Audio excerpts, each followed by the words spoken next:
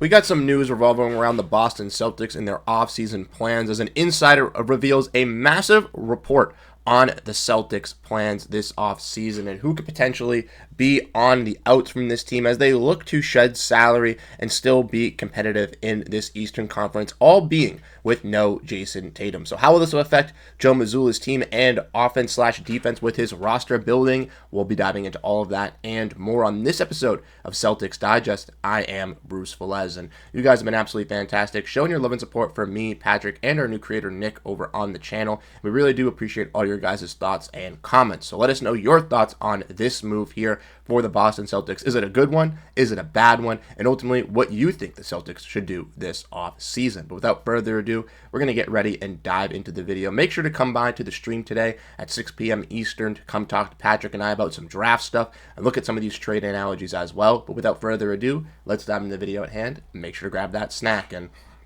ultimately for the Boston Celtics, I think this kind of makes some sense for their team as, like I mentioned, they're in the second apron. Without Jayson Tatum, they're still trying to stay relevant. And with these salary cap restrictions, it's going to be very difficult for a team in Boston to do so. As we've looked at this multiple times, $231 million, some key free agents in Al Horford and Luke Kornet. This Celtics team is not going to be the same next season. And if we look at this report from Michael A. Scotto, courtesy of Hoops Hype, he had some tidbits on the Celtics trade candidates that we're definitely going to get into. And his main thing that he stated, which I just said in the introduction, is that Boston needs to get off two big salaries at least, or they'll have massive tax implications, an NBA executive told Hoops Hype.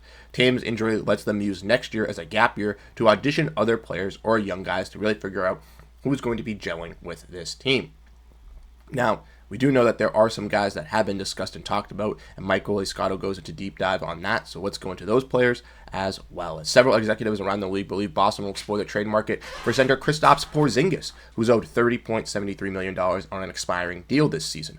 Porziņģis is viewed by executives around the league as Boston's top trade candidate to trim salary for next season, as the Latvian center was instrumental in helping Boston win a championship, but recently dealt with a mysterious illness that limited him during the playoffs. And we all know the injury concerns with Kristaps Porziņģis with the Celtics, missed 65 total games over the last two seasons for the squad, and it's been a major concern for this team at being to play at its peak. Now, we all know last season they didn't really need necessarily Kristaps Porziņģis, but this season they desperately did, and even in the playoffs needed his energy on the boards and as a scoring presence, and unfortunately it wasn't there due to this illness. Now, Porziņģis is said to play Euro basketball, be fine, and maybe that's when a trade does happen, when teams see a little bit of a more positive outlook on Porziņģis. But the Celtics could also retain Porziņģis as maybe his value isn't at what the Celtics want to trade him for, or they feel that he's going to be better than the value that they ensue at the beginning of the season, and potentially could look to trade Porziņģis throughout the season. The Celtics don't need to drop necessarily before the second apron, before the start of the season. They just need to be under the second apron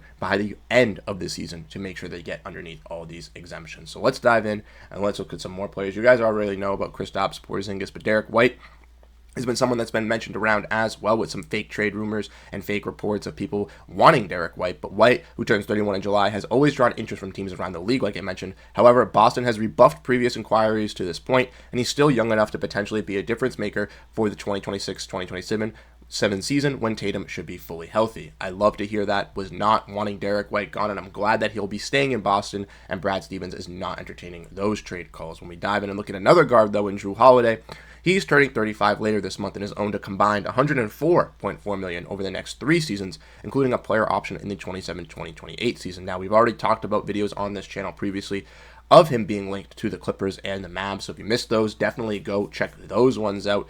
But Holiday is definitely going to be a presence that is going to be on the market, similar like a guy in Kristaps Porziņģis, who, if they're trying to trade at least 2 big salaries here, are going to be key for the Boston Celtics, right? Shedding this $30 million and shedding this $48 million, not only just for this season and the future, is really going to implicate the future implications of this tax bill and how guys like Jayson Tatum, Jaylen Brown, and Derrick White are all skewed up against that. The Celtics are going to have a lot of flexibility with the salary cap rising to really make sure that they can, fill out those roles expeditiously. But when looking at the main piece here, when talking about trades, the new name that has dropped, and one that I've kept an eye on, is Sam Hauser. As once again, another trade candidate to keep an eye on for the eyes of the NBA executives around the league is sharpshooter Sam Hauser, a career 42% shooter from beyond the arc, and has been a consistent rotation player for the Boston Celtics these past 3 seasons. Hauser will begin a 4-year, $45 million contract starting in the 2025-2026 season, one that he was gifted last season in the off-season, so the Celtics didn't necessarily lose him for nothing. But with knowing that, Boston did draft Baylor Scheierman 30th overall in the 2024 draft, and some NBA talent evaluators pointed to him as an eventual possible replacement for Hauser after he shot 39% beyond the arc in his 5 collegiate seasons. While Scheierman could potentially be asked to step up more, Boston will also need Peyton Pritchard to take even a bigger leap next season, fresh off his 6th Man of the Year campaign, if the Celtics want to be a contender without their top player, and if they are looking to move guys like Sam Hauser, Jrue Holiday, Kristaps Porziņģis, he's going to have to be another guy that steps up to those ranks on his cheap $7 million deal to really rise to be that 3rd, 4th playmaker or scorer for this Celtics team. Despite the loss of Tatum and looming roster decisions against the luxury tax, championship expectations returned for the Celtics in Pritchard's eyes, and he's been very, very confident in that as well. And that leads me to believe, once again, this Celtics team is not stripping it down. They are not going to be tanking. They're not going to be inquiring about a Jaylen Brown trade. They're not going to be inquiring about a Derrick White trade. The moves that this team is going to make are around those edges, right? They're going to trade a Kristaps Porziņģis, try to absorb him in terms of salary, maybe take back a smaller contract, maybe try to shed $10, $15 million of Porziņģis salary and try to do something similar with Jrue Holiday. We've already talked about those proposed trades with Jrue, so if you want to dive back into those, definitely go check those out. But Sam Hauser is that new name. So how could the Celtics get off of a contract in Sam Hauser, and how will that impact the team? Well, that's what we're going to decide next. So how does it get done for the Celtics? Well, as we mentioned, and if we want to look back at this when talking about Sam Hauser, we know a 4-year, $45 million contract is going to be coming into play. And if you want to really divvy that up, it's roughly a little over $11.5 million per season for Sam Hauser. And I do believe that he is worth that contract. But for the Celtics to try to get out of this deal, there are a lot of teams that have the flexibility to take it in. Now, like we mentioned, there are a lot of salary cap teams that have money, and the Celtics could technically take a Sam Hauser contract, trade it into their, say, Detroit Pistons, for an example, and the Pistons can absorb all $10 million of Sam Hauser's contract, and basically the Celtics can just get a first-round pick or a couple seconds and basically move off of that $10 million pretty easily. Now, another way the Celtics can do it, even with the Pistons, is trading them for a player like Simone Fontecchio, who plays a little bit of a similar role, saves the Celtics like $3 million, I believe, and he's an expiring contract, so he's off the books. That's the main things to look for this Celtics team when looking to do with Sam Hauser. It's going to be a guy, either getting a guy to fill in that role or a guy that is just basically going to be a younger player coming in because they feel confident in Baylor Scheierman. I've heard those reports as well, and I feel like Scheierman this season is going to take that rise, specifically if they trade a guy in Jrue Holiday, right?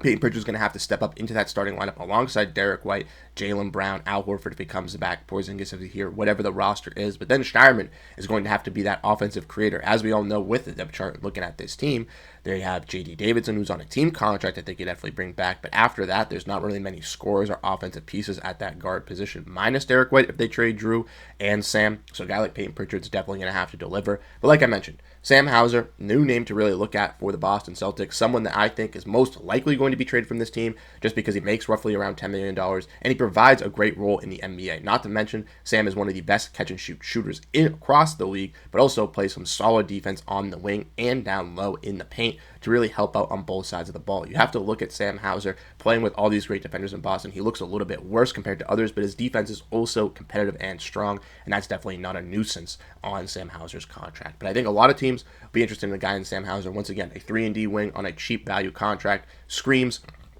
very, very interested from across the league, and I think the Celtics will be able to find a trade partner for him, and most likely will do so. So let me know your thoughts down below in the comment section. Let me know what you guys ultimately think on all of this news here revolving around this Celtics team as we dive in with all the latest updates for you guys. Like I said, Patrick and I will be live here today at 6 p.m. Eastern to discuss the Celtics draft a little bit, looking at some other players, and also looking at some more trade stuff. So if you're interested, come on by and discuss the Celtics team with us. If you are interested in those draft videos, I already have a couple of them up, and Patrick's going to be having some come up too.